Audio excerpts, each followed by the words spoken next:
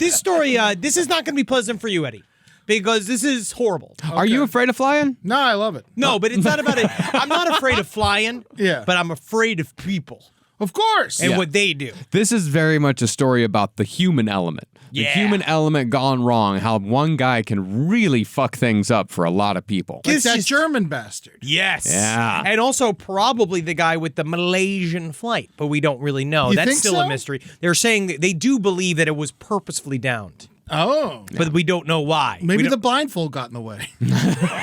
I'm trying to show everyone how good of a pilot I am. I can do it by sticking his hand out the window, like feeling the air drift.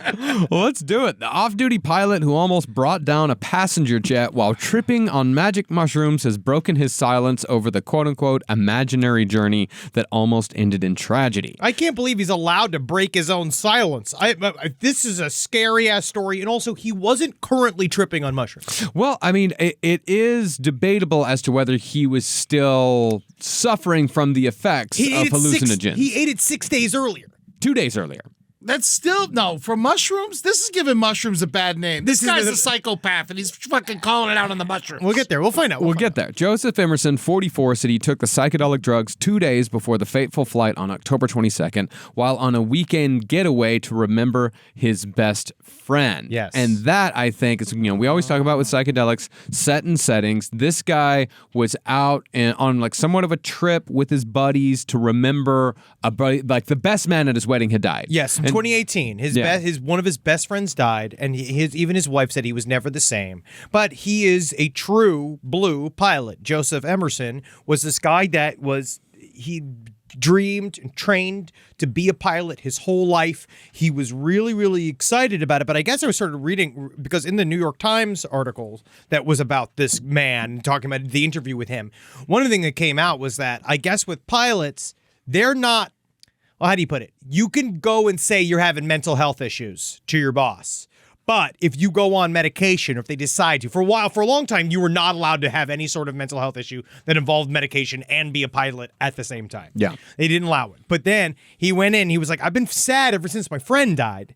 And so like, well, we could get you on medication, but that grounds you. They actually, now they put you on a period of sort of like they watch you for a while, but it turns out he was sad for like a minute and then didn't really do anything about it because he didn't want to lose his momentum in his career. Yeah. I mean, it's hard to find pilots too these days. There's a pilot shortage. They're always going on fucking strike. They're underpaid. I don't know. Honestly, I went to the Barney's Beanery and I met like 15 of them. Yeah.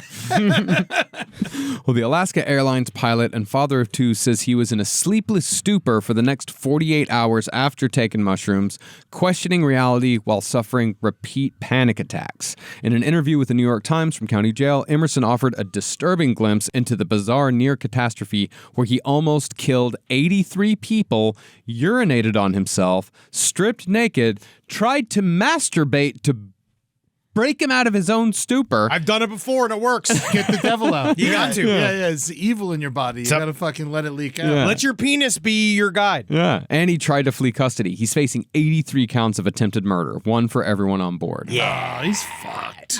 He's very fucked. So he took these mushrooms and he was hanging out with his buddies. And he said in the middle of it, he became, which I know this very feeling.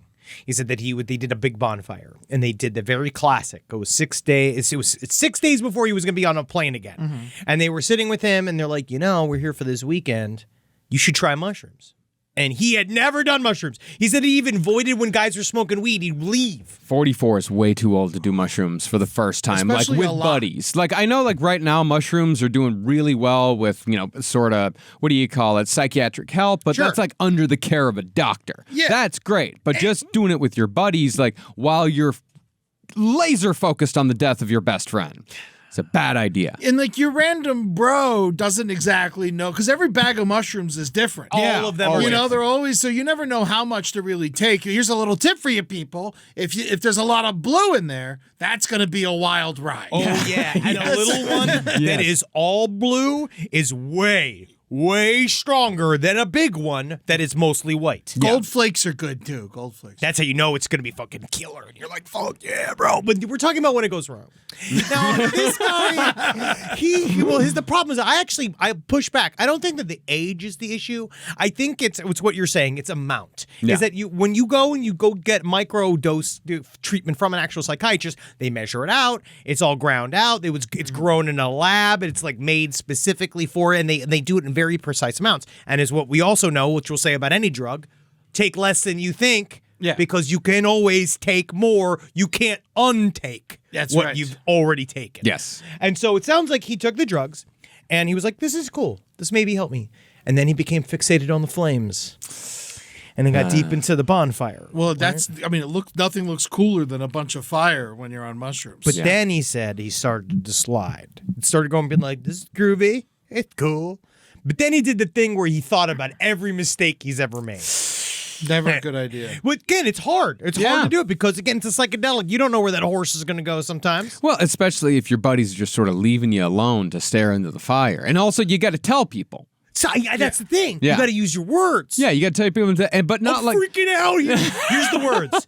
I'm freaking out here, man. Yeah. The thing I always tell people is like, if you start to freak out, remind yourself you have taken drugs and you can think about this again in 4 to 6 hours. Yes, it's going to be over.